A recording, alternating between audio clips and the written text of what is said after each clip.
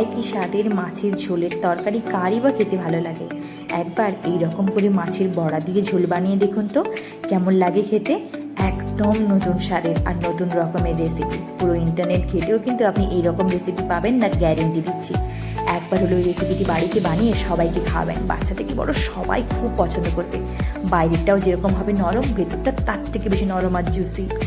নমস্কার বন্ধুরা, রাখি রানী রান্নাঘরে আপনাদের সবাইকে স্বাগত।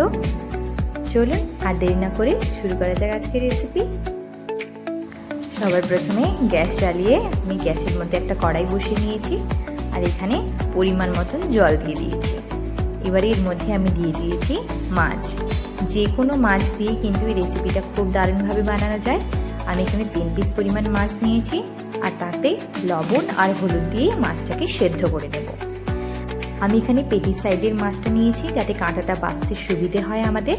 আপনারা যে কোনো মাছ নিতে পারেন, কিন্তু সেক্ষেত্রে কাঁটাটা কিন্তু আপনাদের একটু সময় নিয়ে সাবধানে বেছে নিতে হবে। এরপরে আমরা একটা বাটির মধ্যে নিয়ে নিয়েছি ডাল, হ্যাঁ মুসুরের ডাল। মুসুরের ডালটা কিন্তু দিয়ে এই রেসিপিটা দারুণ হয়। আমি এখানে দেখুন হাতের সাহায্যেই মেজারমেন্ট করেছি। আমি এখানে 3 পিস মাছের জন্য আমার হাতেরই 2 মুঠো পরিমাণ মুসুরের ডাল নিয়ে নিয়েছি। এবারে ডালটাকে আমি ভালোভাবে ধুয়ে নেব। এখানে কিন্তু আগে থেকে ডালটাকে ভিজিয়ে রাখার কোনো দরকার নেই। যদি ভিজিয়ে রাখেন তাহলে সেটা আপনাদের জন্য খুবই ভালো হবে, কোনো ব্যাপার নয়। কিন্তু না ভিজিয়েও এই কাজটা আমি আপনাদেরকে আজ করে দেখাচ্ছি। এবারে একটা মিক্সিং গ্রাইন্ডারের মধ্যে আমি ধুয়ে রাখা ডালটা দিয়ে দেব। আপনারা মাছ এবং ডালের পরিমাণটা কম বেশি করতেই পারেন। এবারে আমি এর মধ্যে দিয়ে দিয়েছি একটা কাঁচা লঙ্কা হাফ করে। এবারে এই উপকরণটাকে আমি ভালোভাবে মিহি করে পেস্ট করে দেব। দেখুন আমি এখানে কিন্তু পেস্ট করে নিয়েছি, কিন্তু একটু হলেও দানা দানা থেকে গেছে। এক্ষেত্রে ভয় পাওয়ার কোনো দরকার নেই, এটা কিন্তু পরে খুব দারুণভাবে সেদ্ধ হয়ে যাবে, কোনো রকম সমস্যা হবে না। আপনাদেরও যদি এরকমভাবে তৈরি হয় তাহলেও কোনো ভয় পাওয়ার দরকার নেই। এবারে কিন্তু দেখুন আমাদের মাছটা কিন্তু প্রায় সেদ্ধ হয়ে গেছে একদম। এইভাবে যদি একবার মাছের তরকারি বানিয়ে সবাইকে খাওয়ান, সবাই কিন্তু আপনার প্রশংসা করবেই। আর এতটা দারুণ স্বাদের হয়, একদম আলাদা রকমের স্বাদ। আর খাওয়ায় একটু আলাদা স্বাদ তো ভালোই লাগে, বলুন না। এবারে আমরা মাছটাকে কড়াই থেকে তুলে নিয়েছি। চ্যানেল যদি নতুন হয়ে থাকেন তাহলে কিন্তু অবশ্যই চ্যানেলটিকে সাবস্ক্রাইব করে যাবেন এবং পাশে থাকা বেল আইকনটি প্রেস করবেন, যাতে এইরকমই নতুন নতুন রান্নার ভিডিও সবার আগে আপনি জানতে পারেন। এবারে আমি এখানে একটা কাঁটা চামচের সাহায্যে মাছগুলোকে ভালোভাবে ম্যাশ করে নিচ্ছি। দেখুন কাঁটাগুলো কিন্তু এমনিতেই খুব সুন্দরভাবে কিন্তু আলাদা হয়ে যাচ্ছে। পেটির সাইডের মাছ নিলে কিন্তু এইটা খুবই সুবিধা হয়। এবারে আমি কাঁটাগুলোকে সাবধানে কিন্তু বেছে নিতে হবে। একটু সময় নিয়ে কিন্তু কাঁটাগুলোকে ধীরে ধীরে বেছে নেবেন, যাতে একটা কাঁটাও না থেকে যায়। দেখুন এখানে আমার সমস্ত কাঁটা ভালোভাবে বাছা হয়ে গেছে একদম। এবারে হাতের সাহায্যে মাছগুলোকে একটু আমি মেখে নিয়েছি। এবারে আমি এখানে একটা পাত্র নিয়ে নিয়েছি, তার মধ্যে আমি দিয়ে দিয়েছি মেখে রাখা মাছটা আর বেটে রাখা মুসুরের ডালটা। এবারে এর মধ্যে আমি সামান্য পরিমাণে লবণ দিয়ে দিয়েছি। লবণটা আপনারা আপনাদের স্বাদ অনুযায়ী দেবেন। দিয়ে আমরা মাছ এবং ডালটাকে ভালোভাবে মেখে নেব। এখানে কিন্তু কোনো রকম জলের বা অন্য কোনো কিছু দেওয়ার প্রয়োজন নেই। আটা, ময়দা, কর্নফ্লাওয়ার, বেসন কোনো কিছু দেওয়ার দরকার নেই। এমনিতেই খুব সুন্দর তৈরি হবে এই বড়াটা। এবারে একটা কড়াইয়ের মধ্যে আমি পরিমাণ মতন সর্ষের তেল দিয়ে দিয়েছি ভাজার জন্য। আপনারা যে কোনো তেল ব্যবহার করতে পারেন। এবারে আমি কড়াইতে তেল দিয়ে তেলটাকে ভালোভাবে গরম করে নিয়েছি।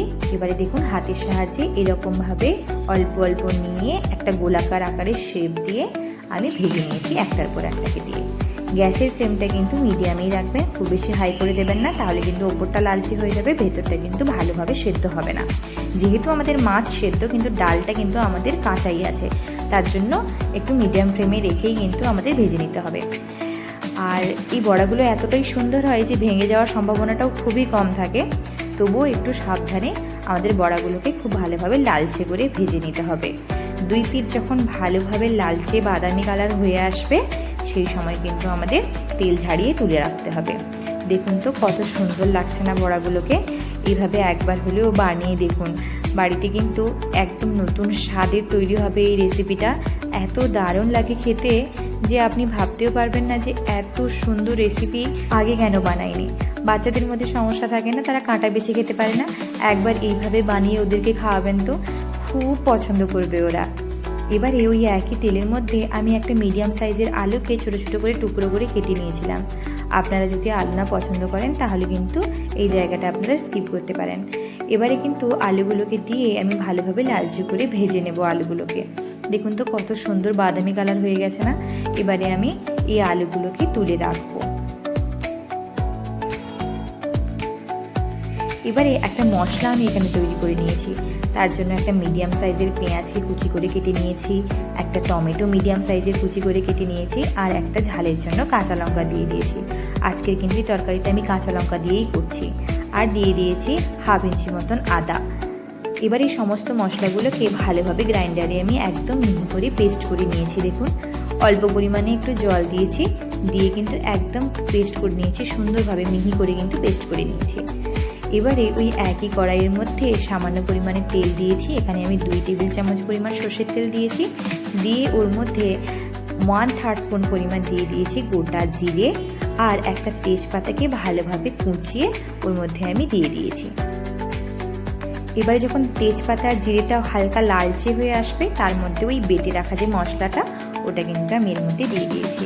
গ্যাসের ফ্লেমটা কিন্তু মিডিয়ামেই রাখবেন, রেখে কিন্তু আমাদের মশলাটাকে ভালোভাবে কষিয়ে নিতে হবে।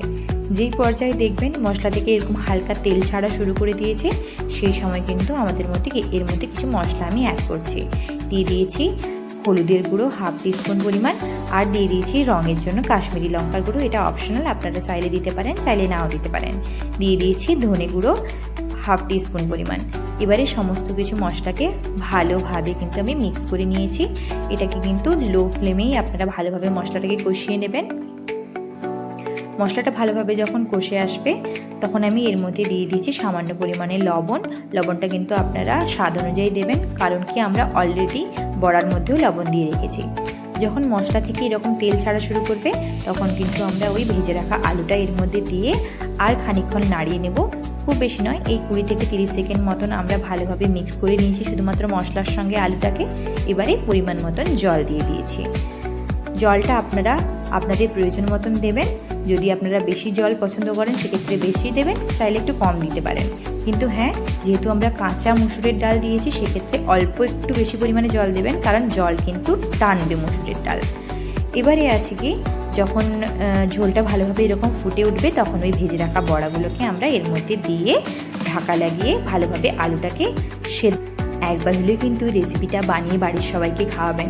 এতটা সুন্দর হয় খেতে, আর খুব সহজভাবেও কিন্তু তৈরি হয়ে যায়। নতুন স্বাদের তরকারি, একদম নতুন স্বাদের। ভিডিওটি যদি ভালো লাগে অবশ্যই কিন্তু লাইক করতে ভুলবেন না। দেখুন আমার এখানে কিন্তু ঝোল ফুটে এসছে ভালোভাবে, এবং আলুটাকেও দেখলাম খুব ভালোভাবে সেদ্ধ হয়ে গেছে। এবারে কিন্তু আমাদের একদম রেডি তরকারিটা। ওপর থেকে আমি কিছুটা পরিমাণে ধনেপাতা কুচি ছড়িয়ে দিয়েছি এখানে, আর গরম মশলা গুঁড়োও আপনারা উপর থেকে দিতে পারেন, সেক্ষেত্রেও কিন্তু তরকারিটা খেতে অসাধারণ লাগে। এবারে গ্যাসের ফ্লেমটা বন্ধ করে নামিয়ে নিতে হবে। দেখুন একদম রেডি পরিবেশনের জন্য। গরম গরম ভাতের সঙ্গে একবার হলে ওই রেসিপিটি খেয়ে দেখবেন, অসাধারণ লাগে রেসিপিটা। দুপুরে গরম ভাতের সঙ্গে এইরকমই মাছের বড়া দিয়ে ঝোল, জাস্ট মনে হবে স্বর্গীয় সুখ। একবার হলেও রান্না করে দেখবেন এই রেসিপিটা, আর আমাকে অবশ্যই কিন্তু কমেন্টে জানাবেন যে কেমন হয়েছে। আজকের মতন এই পর্যন্ত। ভিডিওটি ভালো লাগলে অবশ্যই একটা লাইক করবেন, এবং আমাকে সাবস্ক্রাইব করতে একদম ভুলবেন না। দেখা হবে আগামী ভিডিওতে। ভালো থাকবেন, সুস্থ থাকবেন। Thank you.